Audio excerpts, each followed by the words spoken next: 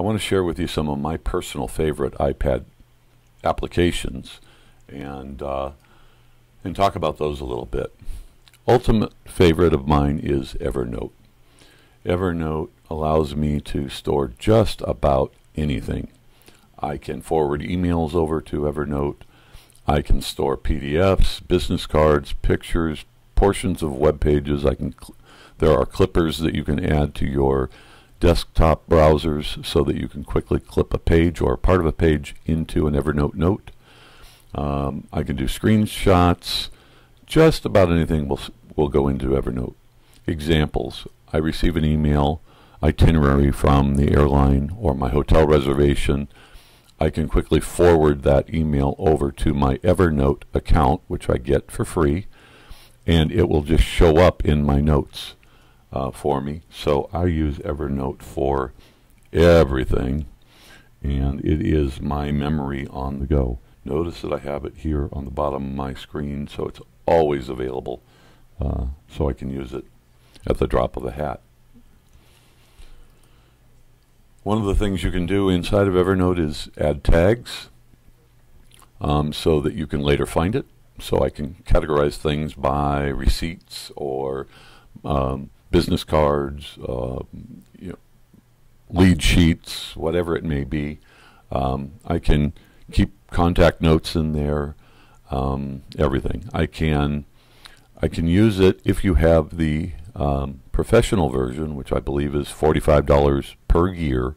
That gives you extra storage, extra access, but it also will then do what's called optical character recognition, so that it will understand the words inside of your PDF documents or even inside of pictures. So if you've taken a picture of a sign, or you're outside of a building, or you have you take a picture of a document, later you can go back and search on the words inside of that picture or PDF. It will capture the location where you made the note, and you can organize them into notebooks. So that's one of my favorites. Secondary favorite is called Dropbox. If you're not using it, what a shame. It is My Documents. On my computer I have a My Documents folder that also is my Dropbox. So everything I put into My Documents gets replicated up on the cloud and is now accessible from anywhere. It's available from my iPad, my iPhone, my PC, my Mac, Android phones. I can even get to it from any computer through a web interface, and it is very secure and password controlled. I also don't like to carry a lot of paperwork along, so when I go out to a customer site or a client site, I don't want to have to carry back a bunch of papers. So one of my other favorites is Scanner Pro. It's an inexpensive application. It allows you to use the camera if you have one on your iPad. It allows you to use your camera to basically scan business cards or documents, and I use it and send everything into my Evernote account, and it will create a new note with a picture of the person's business card, as well as the optical character recognition information about that. So I really love that application, so I don't have to carry a bunch of papers around. Other favorites, as I mentioned earlier, I read a lot. I love the Kindle application. In my opinion, on the iPad, the Kindle is better than a Kindle. However, be careful. The Kindle app will consume a lot of battery because it's keeping track of a lot of things, and it's using a lot of screen updates. So remember I told you how to kill an application earlier. I have just gotten in the habit that when I bring up Kindle, when I'm done for right now with Kindle and moving on to other things, I will just do the double tap on the bottom and hold and wait for the little delete or minus, the little red minus sign on the Kindle application, and close it to make sure it's out of memory so that it won't burn my battery. There are only a few applications on the iPad that tend to do that. Kindle is one of those, and since I use it so heavily, I can burn up my battery pretty quickly. Newsstand is another application that allows you to have multiple types of documents available.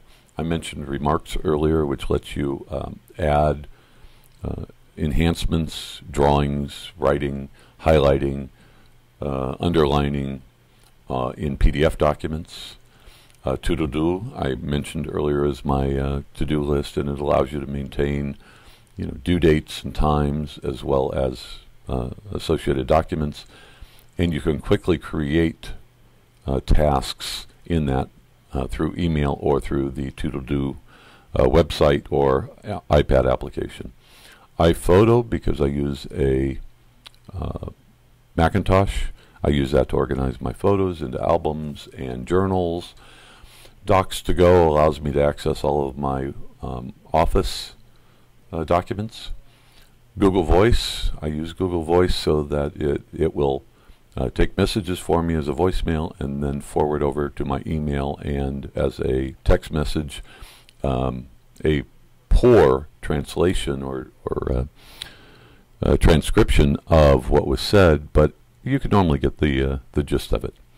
And finally, log me in or go to my PC for remote controlling either my PC or my Mac from my iPad. Makes it very easy if I'm going on a short trip or just running out of the office and I've forgotten something or I want to do something that I can't do on my iPad. I can always remote control my computer using one of those two, and they work very, very well. So that's the presentation on the iPad. I hope you found it useful. I hope that you will enjoy your iPad as much as I do. And please, if you do have questions, there is, at PSAV, there are people that can answer those questions. Thank you for your time.